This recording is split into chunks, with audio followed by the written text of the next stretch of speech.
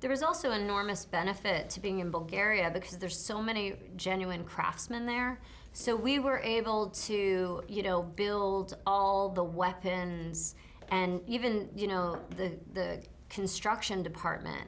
There were so many talented men and women in these departments that, and the painters and the scenics, that it really shows, I think, on camera, and to be able to have that kind of talent, was really terrific for the film. This movie takes place in terms of real history over 2,000 years ago, but doesn't feel dated. And there's a connection that we make to characters, even like Artemisia, but also Themistocles, that resonates today. What do you think that is? What gives Artemisia a timeless quality as a female character, Themistocles a timeless quality as Well, I think you look at Themistocles and he's just a guy who's trying to organize, chaos. He's democratic, but he's still, the democratic process is lumpy. It's not clean. In a weird way, Xerxes' political process is way easier, like he's able to just go like, war, and they're like, okay, we're going to war, I guess.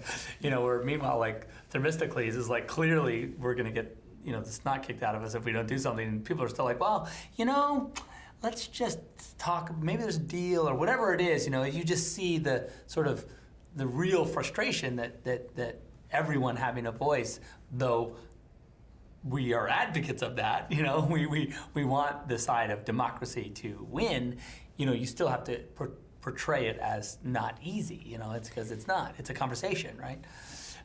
So the difference between democracy being a conversation and this dictatorship being sort of a single idea, that's kind of some of the sort of contemporary ideas that are sort of put forth by the film. But I also think that, a lot of the film is about human struggle and family and revenge and love. And I think that these things are both universal and they're timeless.